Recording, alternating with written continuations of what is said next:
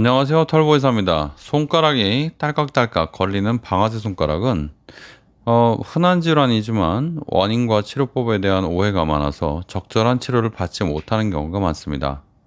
환자분들께서 잘못된 정보를 믿고 치료를 미루거나 비효율적인 방법을 선택하는 경우가 흔합니다. 오늘은요, 방아쇠 손가락과 관련된 대표적인 오해를 짚어보고 올바른 치료 방향을 살펴보도록 하겠습니다. 첫 번째, 방아쇠 손가락은 나이가 들면서 자연스럽게 발생한다고 생각하는 경우가 많지만 이건 사실이 아닙니다.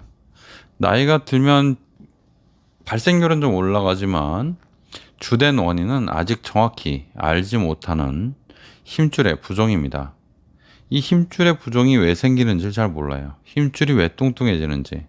물론 여러 가지 이론들은 있지만 확실하게 검증된 건 잘 없습니다. 반복적인 손 사용이 주된 원인이라고 알고 계신 분들이 있지만 이것은 약간의 관련만 있다라고 교정을 해야 됩니다.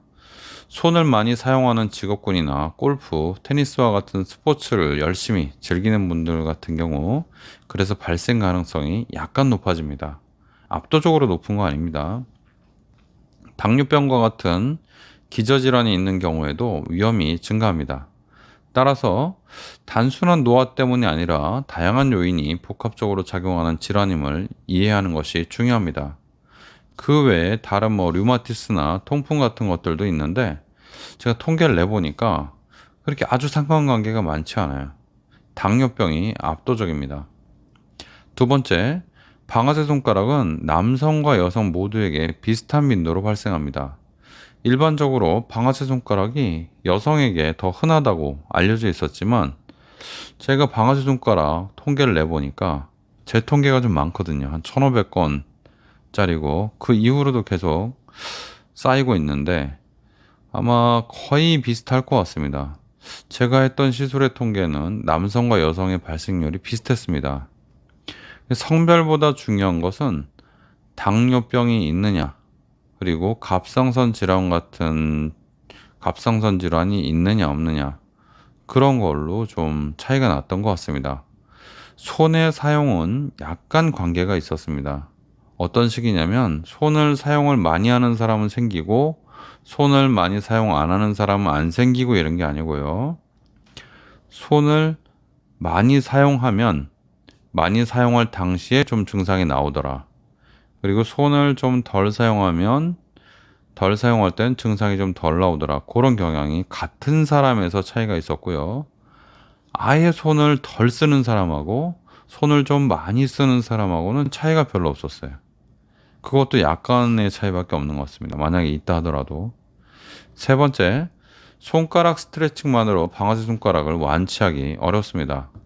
손가락을 이렇게 스트레칭하고 이렇게 스트레칭하고 그리고 운동하고 이렇게 마사지하고 쭉쭉 누르고 밀고 하는 이런 마사지나 스트레칭들이 있는데 근본적인 치료법이 되지는 않는 것 같습니다. 방아쇠 손가락은 힘줄이 부어 올라서 이 터널을 통과할 때 마찰이 생기고 걸리는 질환입니다. 따라서 스트레칭만으로 힘줄 부종을 해결하기는 어렵죠.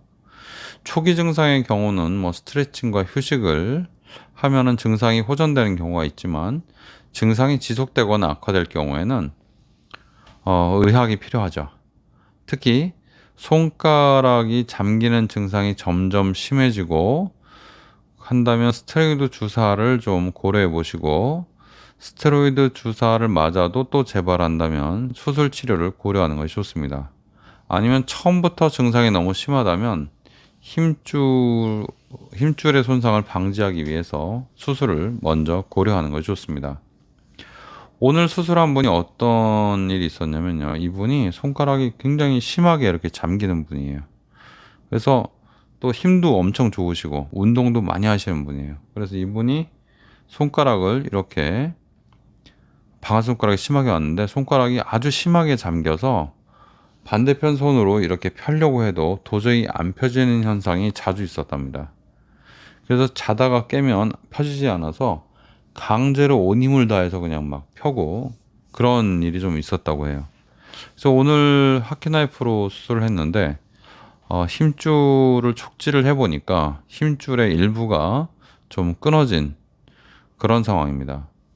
그래서 이렇게 손가락 스트레칭을 너무 과도하게 하거나 수술 시기를 놓치거나 그리고 힘줄이 그 도르래 인대 터널 인대가 힘줄이 지나가는 터널 그 터널을 너무 세게 지나가게 강력하게 힘을 주고 하면요 힘줄이 손상되는 경우가 있습니다. 이거는 방아쇠 손가락에만 그런 게 아니고 득헤르뱅 병에도 그렇고 다른 힘줄에도 똑같습니다. 우리 이두박근 힘줄이 비슷한데 이두박근 힘줄도 그런 식으로 자꾸 너무 이게 힘을 많이 주고 쓸리게 되면 끊어집니다. 손가락 힘줄도 드물지만 그런 식으로 끊어질 수가 있죠.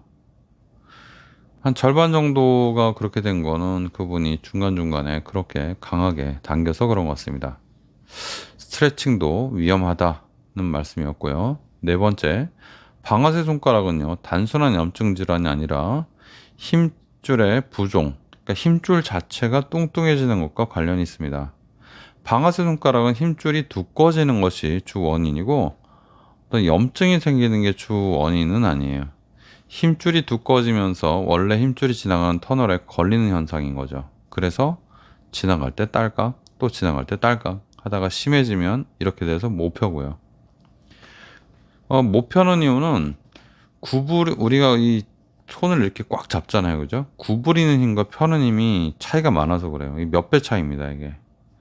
펴는 힘이, 이게 언뜻 봐서는 손도 잘 펴지니까 펴는 힘이 괜찮다고 생각할 수 있지만, 펴는 힘과 쥐는 힘이 많이 다릅니다. 몇 배 차이 납니다. 그래서 염증은 계속 이렇게 딸깍거리다 보면 동반되어서 통증을 일으키는 거죠. 그래서 이 방아쇠 손가락은 단순하게 염증을 낮추는 약으로 해결이 되는 경우도 있고, 즉 스테로이드 같은 걸로 해결이 되는 경우도 있고 해결이 안 되는 경우가 있습니다. 손가락에 힘줄이 부은 것도 스테로이드가 좀 가라앉혀 주니까 효과가 더 있는 건데 다른 소염진통제는 그렇게 효과가 많이 없을 때가 많아요.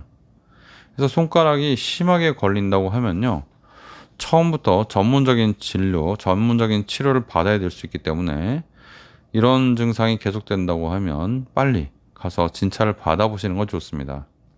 특히 제가 하고 있는 하키나이프를 이용한 경피적 시술은 수술이 필요할 때 빠른 회복과 적은 통증, 낮은 재발률을 보이고 있습니다. 이 하키나이프인데요, 굉장히 끝이 얇습니다. 환자분들에게 더 나은 치료 옵션이 될 수 있습니다. 이 시술은 기존의 수술 치료법보다 회복이 빠르고 효과적인 치료법으로 주목받고 있고요. 재발도 적다는 게 정말 큰 단점입니다. 제가 그래서 적극적으로 열심히 하고 있습니다. 다섯 번째, 비수술 치료도 모든 방아쇠 손가락을 치료할 수 있는 게 아닙니다. 방아쇠 손가락의 초기 단계에는 보존적 치료와 휴식으로 좀 호전될 수 있지만 모든 환자가 비수술 치료로 완치되는 건 아닙니다. 스테로이드 주사 효과 참 좋죠. 그러나 스테로이드 주사는 6개월에 75% 정도 재발하는 문제가 있고요. 그 주사 놓는 분이 잘못 나서 그런 게 아니라 주사가 원래 그렇습니다. 아무리 잘 놔도 물리치료 중에 초음파 같은 것들이 체충격파 같은 것들이 약간 효과가 있다고 되어 있고요. 손목 보호대 같은 경우는 손가락 보호대 손가락 보호대 같은 걸 착용하는 것은 증상 완화에 도움을 줄 수는 있지만 증상이 심한 경우나 반복적으로 재발하는 경우에는 수술이 더 필요합니다. 특히 당뇨병 환자나 여러 손가락에 증상이 같이 나타날 경우에는요, 비수술 치료가 좀 제한적일 수가 있어요. 별로 효과 없을 수 있다는 얘기죠. 따라서 증상이 심하거나 오랜 기간 지속된다면 수술 치료를 고려하는 것이 중요하고, 수술 치료를 고려할 때 손바닥을 절개하는 전통적인 수술이 있고 하키나이프 시술이 있다는 것을 기억하시면 좋겠습니다. 오늘 정리를 해보겠습니다. 방아쇠 손가락에 대한 오해는 환자분들께 적절한 치료를 받는데 방해가 될 수 있습니다. 방아쇠 손가락은 단순한 노화나 염증 때문이 아니고 힘줄이 뚱뚱해지는 질환이고요. 치료 방법도 증상의 정도에 따라 다 다릅니다. 그냥 약 먹고 조금 쉬면은 좀 좋아지는 좀 경미한 경우가 있고, 아무리 치료를 열심히 하고 아무리 스트레칭하고 아무리 스테로이드 주사를 맞아도 점점 더 심해지는 경우가 있습니다. 이거는 치료를 잘못하고 잘하고 그런 게 아니고 방아쇠 손가락도 병의 특성이 있습니다. 우리가 감기가 걸리면 감기도 독한 놈이 있고 감기도 별거 아닌 놈이 있잖아요. 그죠? 독감도 그렇고, 그리고 뭐 다른 병들도 다 마찬가지죠. 빨리 진행되고 심한 거, 천천히 진행되고 그냥 견딜 만한 거, 허리 디스크도 심한 디스크, 안 심한 디스크 다 다르죠. 방아쇠 손가락도 나는 이렇게 고쳤어. 내가 하는 방법이 옳아. 하고 얘기하는 환자분들이 있다면 그런 분들도 있는 거죠.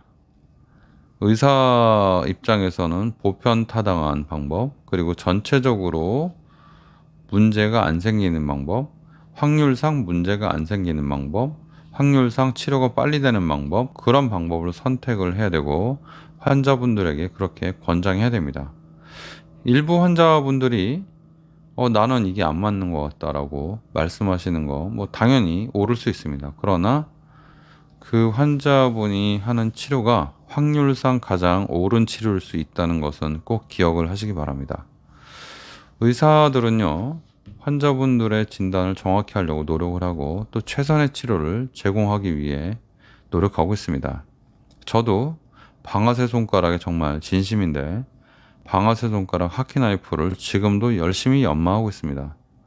그리고 혹시 다른 방법은 없는지, 제가 하는 방법이 뭐가 잘못된 건지, 그리고 다른 치료 방법에 의해서 월등한 것이 확실한지, 그런